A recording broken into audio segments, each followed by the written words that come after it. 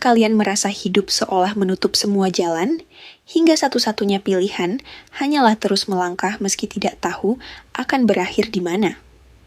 Itulah yang kurasakan ketika memutuskan meninggalkan kampung halaman. Namaku Arga Pratama, usiaku baru 21 tahun. Aku berasal dari sebuah desa kecil di lereng Gunung Lawu. Sejak ayah meninggal beberapa tahun lalu, ibuku menjadi satu-satunya tulang punggung keluarga. Setiap hari, beliau berjualan sayur di pasar sebelum matahari terbit, lalu bekerja di sawah hingga sore. Melihat perjuangannya, membuatku rela mengubur impian kuliah demi mencari pekerjaan. Selama hampir setahun, aku menjadi buruh tani untuk mengumpulkan ongkos merantau ke Jakarta. Tabunganku tidak banyak, tetapi aku yakin kesempatan pasti lebih besar di kota. Dengan sebuah tas lusuh berisi beberapa potong pakaian dan foto keluarga, aku berangkat meninggalkan desa. Sebelum bus berjalan, ibu hanya berkata, "Jangan kejar kekayaan, nak. Jadilah orang baik dimanapun kamu berada." Kalimat itu terus terngiang di kepalaku. Jakarta ternyata tidak seindah bayanganku. Selama 3 minggu, aku keluar masuk perusahaan membawa map berisi ijazah dan surat lamaran. Hampir semuanya menolakku. Ada yang meminta pengalaman kerja, ada yang memandang rendah penampilanku yang sederhana. Tabunganku semakin menipis. Bahkan beberapa hari, aku hanya makan sekali agar uangku tidak cepat habis. Suatu siang, ketika hampir putus asa, aku melihat papan bertuliskan PT Sinar Nusantara Logistik membuka lowongan tenaga gudang. Tanpa berpikir panjang, aku masuk ke halaman perusahaan. Namun, baru beberapa langkah, seorang satpam menghentikanku. Tatapannya langsung tertuju pada sandal jepit yang kupakai. "Mau melamar kerja?" Tanyanya singkat. "Iya, Pak. Besok saja. HRD sudah selesai." Aku hanya mengangguk. Penolakan seperti itu sudah terlalu sering kudengar. Saat hendak berbalik, sebuah mobil hitam berhenti di depan lobi. Semua karyawan yang berada di sekitar langsung berdiri tegak. Seorang wanita turun dengan langkah tenang. Penampilannya sederhana, tetapi aura wibawanya membuat suasana mendadak hening. Beliau memperhatikan kami sebelum bertanya kepada satpam, "Ada apa?" Satpam menjelaskan bahwa aku datang melamar pekerjaan. Wanita itu kemudian menatapku beberapa saat. "Namamu?" "Arga, Bu." "Dari mana?" "Magetan, Jawa Timur." "Kenapa datang memakai sandal?" Aku menarik napas panjang, karena hanya ini yang saya punya. Beliau terdiam. Aku mengira beliau akan menyuruhku pulang seperti perusahaan-perusahaan sebelumnya. Namun, yang terjadi justru berbeda. Kalau diterima bekerja, sanggup mengangkat barang berat? Sanggup. Kalau harus lembur sampai malam? Saya siap. Kalau dimarahi atasan, saya akan memperbaiki kesalahan saya. Wanita itu tersenyum tipis. Senyum yang sederhana, tetapi cukup membuatku merasa dihargai. Beliau memanggil kepala bagian personalia yang baru keluar dari gedung.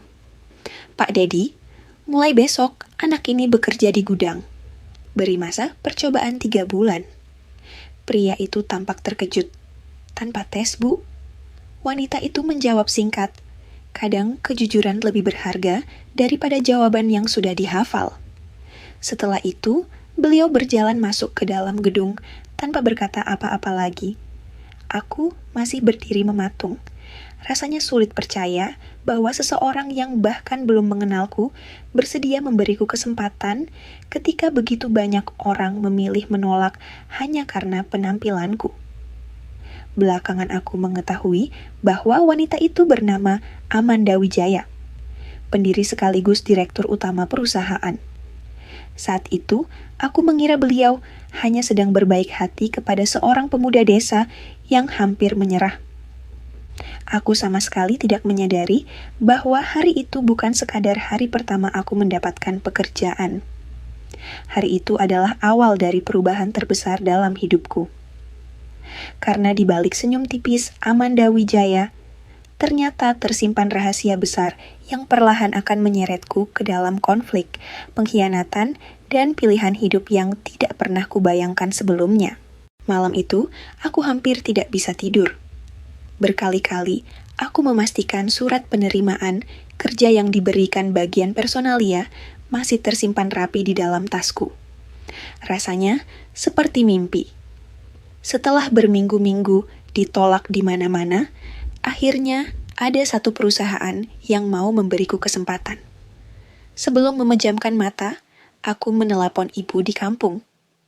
Begitu mendengar suaraku, beliau langsung bertanya apakah aku sudah makan. Aku tersenyum sendiri. Seorang ibu memang selalu memikirkan hal yang sama. Ketika aku beritahu bahwa aku diterima bekerja, suara beliau bergetar menahan haru. Alhamdulillah, ingat nak, rezeki itu bukan hanya soal uang, tapi juga soal menjaga kepercayaan. Kalimat itu kembali kusimpan dalam hati. Keesokan paginya, aku tiba di perusahaan sebelum matahari benar-benar terbit. Gerbang masih setengah terbuka ketika aku datang. Satpam yang kemarin sempat menyuruhku pulang, kini tersenyum tipis sambil mempersilahkanku masuk. Aku hanya membalas dengan ramah tanpa menyimpan sedikit pun rasa kesal. Bagiku, semua orang hanya menjalankan tugasnya. Di dalam gudang, suasananya jauh lebih sibuk daripada yang kubayangkan. Truk datang sileh berganti membawa berbagai macam barang. Para pekerja bergerak cepat menyusun palet, mencatat nomor pengiriman, dan memastikan setiap barang berada di tempat yang benar. Kepala gudang seorang pria bernama Pak Surya. Memperkenalkan diri, lalu memberiku rompi kerja dan sepasang sepatu keselamatan. Beliau berkata bahwa pekerjaan di gudang bukan hanya mengandalkan tenaga, tetapi juga ketelitian. Satu kesalahan kecil bisa membuat perusahaan mengalami kerugian besar. Hari pertama benar-benar menguras tenaga. Tanganku mulai pegal karena mengangkat dus demi dus tanpa henti. Bajuku basah oleh keringat, tetapi aku tidak berhenti bekerja. Aku ingin membuktikan bahwa keputusan Direktur Amanda menerimaku bukanlah sebuah kesalahan. Menjelang siang, ketika sedang menyusun barang di rak paling belakang, aku melihat sesuatu yang aneh. Jumlah barang yang tercatat di lembar pengiriman tidak sama dengan jumlah barang yang baru saja kami terima. Selisihnya memang hanya beberapa kotak, tetapi angka itu cukup membuatku bingung. Aku sempat mengira diriku salah menghitung, sehingga aku periksa kembali satu persatu. Hasilnya tetap sama. Aku memberanikan diri melapor kepada Pak Surya. Beliau terdiam beberapa saat sebelum ikut memeriksa. Wajahnya langsung berubah serius. "Kamu yakin hitungannya benar?" tanyanya. "Saya sudah menghitung 3 kali, Pak." Pak Surya tidak berkata apa-apa lagi. Beliau segera menelpon bagian administrasi untuk mencocokkan data. Beberapa menit kemudian, diketahui bahwa memang ada selisih pengiriman.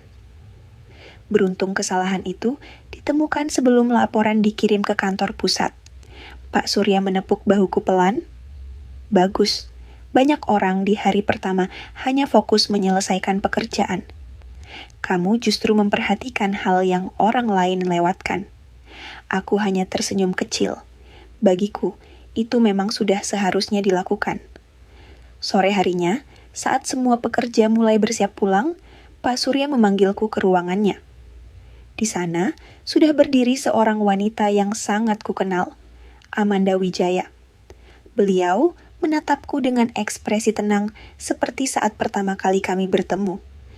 "Jadi kamu yang menemukan kesalahan data itu?" tanyanya. "Iya, Bu. Kebetulan saya menghitung ulang." Beliau mengangguk pelan. "Bukan kebetulan, itu namanya teliti." Aku hanya menunduk, merasa canggung. Sebelum keluar dari ruangan, beliau mengatakan satu kalimat yang terus terngiang di kepalaku. "Teruslah bekerja seperti hari ini, Arga. Saya tidak salah memilihmu." aku tidak menyadari bahwa pujian sederhana itu ternyata tidak disukai oleh semua orang. Dari balik pintu gudang, sepasang mata memperhatikanku dengan tatapan penuh kebencian. Aku belum mengenalnya. Namun pria, itulah yang kelak akan berusaha menghancurkan karierku. Bahkan sebelum aku benar-benar memulainya. Hari kedua, bekerja seharusnya menjadi hari yang menyenangkan. Setelah berhasil menemukan kesalahan data pengiriman di hari pertamaku, aku merasa lebih percaya diri menjalani pekerjaan. Namun, aku tidak menyangka bahwa satu tindakan kecil itu justru membuatku menjadi pusat perhatian. Bukan karena semua orang senang, melainkan karena ada beberapa orang yang mulai merasa terusik dengan kehadiranku. Pagi itu Pak Surya kembali memberikan tugas kepadaku untuk membantu mencocokkan barang yang masuk dengan data di sistem. Beliau mengatakan aku cukup teliti dan cepat belajar. Mendengar pujian itu, beberapa rekan kerja hanya tersenyum, tetapi ada satu orang yang terlihat tidak menyukainya. Pria itu bertubuh tinggi, berwajah tegas, dan sudah bekerja hampir 8 tahun di gudang. Namanya Rudy. Selama bekerja, ia hampir tidak pernah menyapaku. Tatapannya selalu dingin, seolah aku telah melakukan kesalahan besar.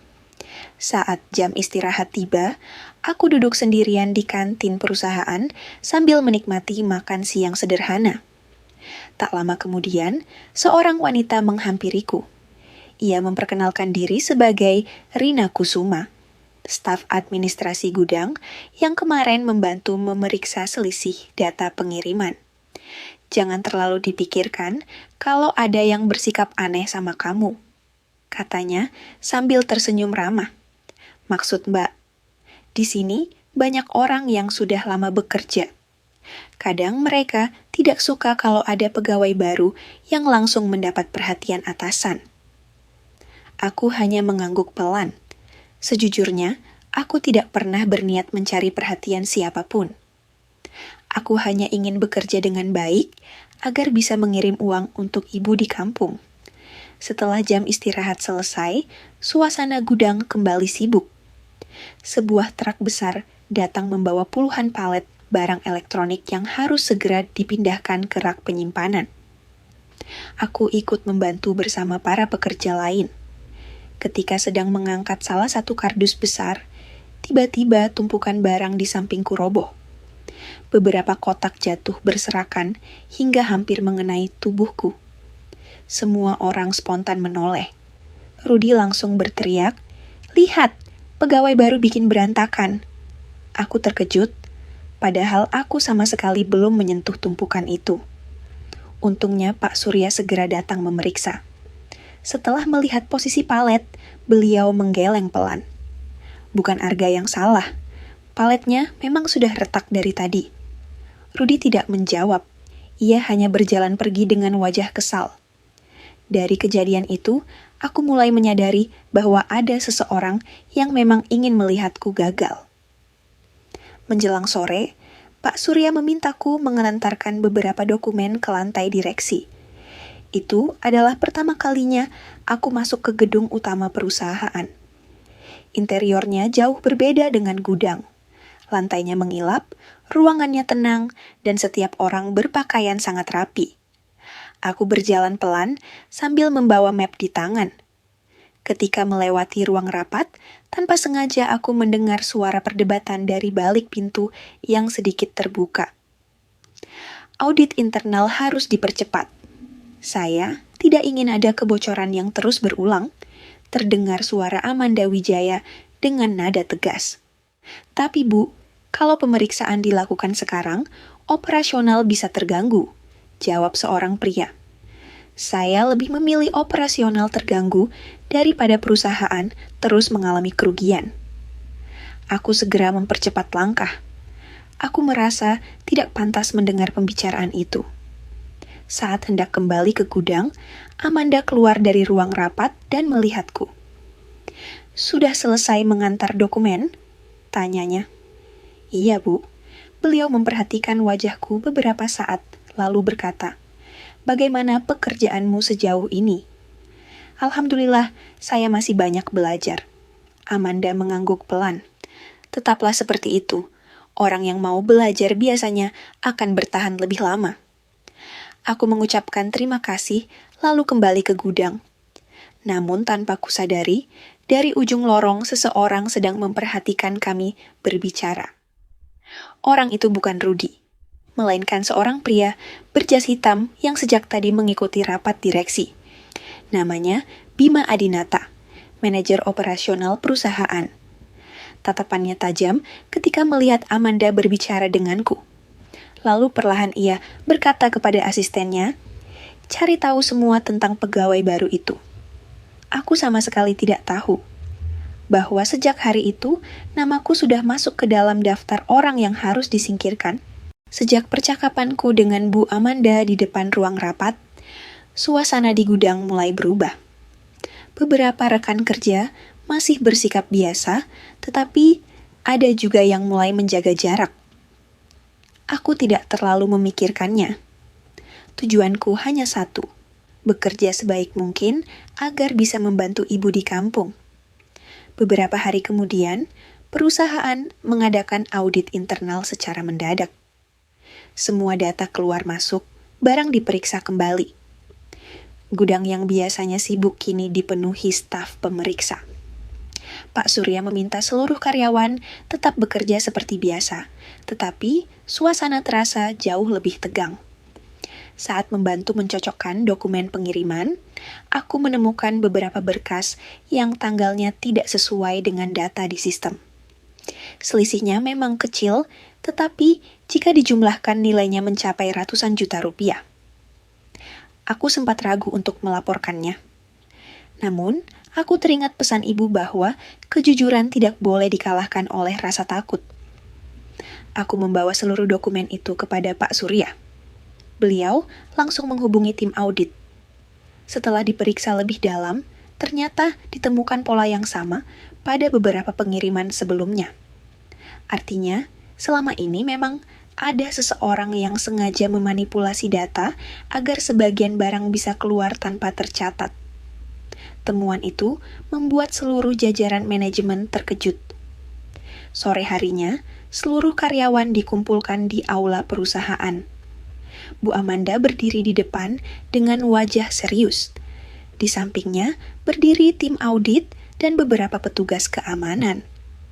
"Hari ini," katanya, "kami telah menemukan bukti adanya penyalahgunaan wewenang yang telah merugikan perusahaan selama bertahun-tahun." Ruangan langsung hening. Beliau kemudian memanggil satu nama, Saudara Bima Adinata. Pria yang selama ini menjabat sebagai manajer operasional itu perlahan maju. Wajahnya pucat. Setelah bukti-bukti ditunjukkan, ia tidak lagi bisa mengelak. Selama bertahun-tahun, ia bekerja sama dengan beberapa pihak untuk mengurangi jumlah barang dalam laporan pengiriman, lalu menjualnya secara ilegal. Yang membuatku terkejut, ternyata Rudy juga ikut terlibat membantu menutupi praktik tersebut. Hari itu juga, keduanya diberhentikan dan diserahkan kepada pihak berwajib. Sebelum meninggalkan aula, Bima menatapku penuh kebencian. "Kalau bukan karena kamu, semua ini tidak akan terbongkar." Aku hanya terdiam. Aku tidak pernah berniat menjatuhkan siapapun. Aku hanya melakukan pekerjaanku. Setelah semua selesai, Bu Amanda menghampiriku. "Terima kasih, Arga." "Saya hanya menjalankan tugas, Bu." Beliau tersenyum. "Justru karena itulah perusahaan ini masih memiliki harapan." Beberapa minggu berlalu sejak kasus itu terungkap.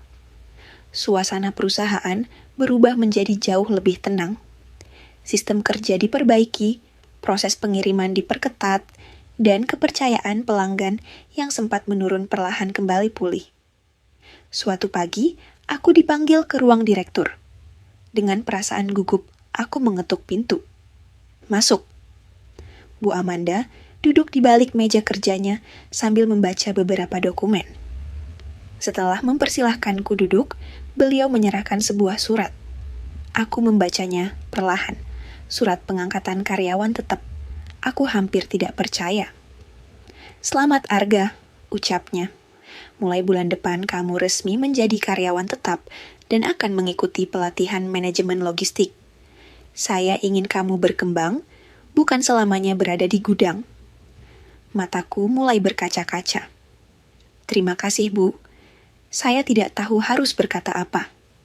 Amanda tersenyum hangat. Dulu saya juga memulai karier dari bawah. Yang membedakan seseorang bukan dari asalnya, tetapi dari kejujuran dan kemauannya untuk terus belajar.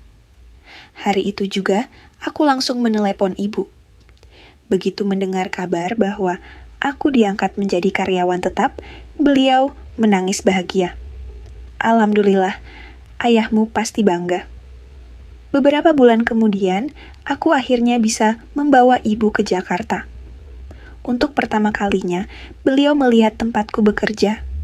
Saat Bu Amanda menyambut beliau dengan penuh hormat, ibu hanya berkata pelan, "Terima kasih sudah percaya pada anak saya." Amanda menjawab sambil tersenyum, "Bukan saya yang membuat Arga berhasil, Bu. Saya hanya memberinya kesempatan. Semua pencapaiannya adalah hasil kerja keras dan kejujurannya sendiri." Aku memandang gedung perusahaan yang dulu hanya bisa kulihat dari balik gerbang dengan memakai sandal lusuh. Kini aku berdiri di sana sebagai bagian dari keluarga besar perusahaan. Hari itu, aku menyadari satu hal. Kesempatan memang bisa datang dari siapa saja. Namun, hanya orang yang mau bekerja keras, menjaga kejujuran, dan tidak menyerah yang mampu mengubah kesempatan itu menjadi masa depan. Dan setiap kali mengingat perjalanan hidupku, aku selalu teringat pesan ibu sebelum aku meninggalkan kampung. "Jangan mengejar kekayaan, Nak. Jadilah orang baik. Karena orang baik akan selalu menemukan jalannya sendiri."